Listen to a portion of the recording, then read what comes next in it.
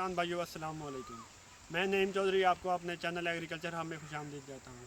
किसान भाइयों, आज मैं अपने फार्म पे मौजूद हूँ और आज की ये वीडियो बागबान हज़रात के लिए है।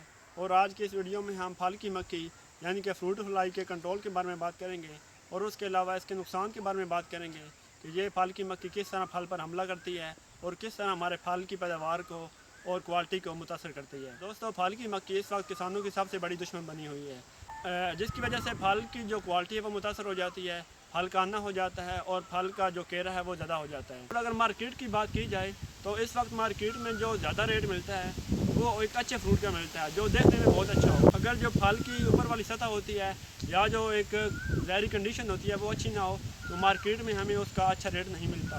तो इसलिए फल की मक्खी को कंट्रोल करना बहुत ज़्यादा वक्त पर और सही तरीके से कंट्रोल ना किया जाए तो हमारी पैदावार बुरी तरह मुतासर हो सकती है।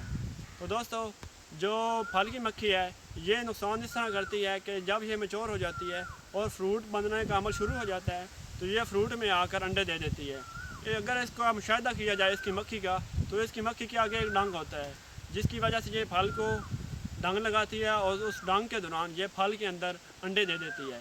जैसे जैसे फल बड़ा होना शुरू हो जाता है तो उन अंडों से छोटे छोटे लार्वे यानी कि बच्चे पैदा होना शुरू हो जाते हैं, यानी कि छोटी छोटी सुंडियाँ पैदा हो जाती हैं। जब हमारा फल पक कर तैयार होता है तो उसमें वो जो छोटी छोटी सुंडियाँ हैं वो इस कदर ज़्यादा तादाद में आ जाती हैं कि हमारा फल जो है वो ख़राब हो जाता है। उसके अलावा आपको फल की सतह के ऊपर छोटे छोटे निशान भी नज़र आएंगे। तो इस तरह हमारा जो फल है एक तो देखने में उसकी जो क्वालिटी है वो बुरी तरह मुतासर हो जाती है। और अगर मार्केट की बात की जाए तो इस वक्त मार्केट में जो ज़्यादा रेट मिलता है वो एक अच्छे फ्रूट का मिलता है। तो इसलिए फल की मक्खी को कंट्रोल करना बहुत ज़रूरी है। अब बात करें फल की मक्खी यानी कि फ्रूट फ्लाई के कंट्रोल के बारे में। इसको कंट्रोल करने के लिए मुख्तलिफ़ किस्म के तरीके और ज़हरें इस्तेमाल होती हैं। इसको कंट्रोल करने का सबसे मेन तरीका जो आजकल बहुत ज़्यादा मशहूर है वो है जिनसी फंदे लगाने का तरीका। जिनसी फंदे आप घर पर भी तैयार कर सकते हैं। इसके अलावा जो मुख्तलिफ़ कंपनीज़ हैं वो भी मार्केट कर रही हैं। जिनसी फंदे का फंक्शन ये होता है कि ये जो फ्रूट फ्लाई के मेल होते हैं उनको ट्रैप कर लेती है, जिसकी वजह से फ्रूट फ्लाई की जो आगे प्रोडक्शन होती है वो ख़त्म हो जाती है, यानी कि उनकी जो तादाद है वो कंट्रोल हो जाती है। तो इस तरह हमारे खेत में जो फ्रूट फ्लाई का अटैक होता है वो कम हो जाता है। जिनसी फंदे बनाने का तरीका ये है कि आप घर पर एक बोतल में कट करके उसमें रुई के छोटे छोटे जो पीस हैं वो लगा दें और उस रुई के पीसेस को मिथाइल यूजिनॉल के जो सलूशन है उसमें डिप करके लगाना है।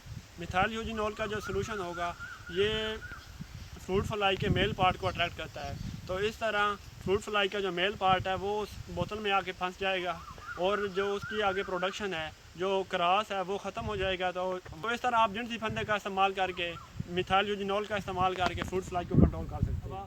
आप बाईफेथरीन, पॉलीट्रीन सी या ट्राइक्लोरोफॉर्म का इस्तेमाल करके भी फल की मक्खी को कंट्रोल कर सकते हैं। लेकिन अब सवाल ये है कि ये स्प्रे कब किया जाए।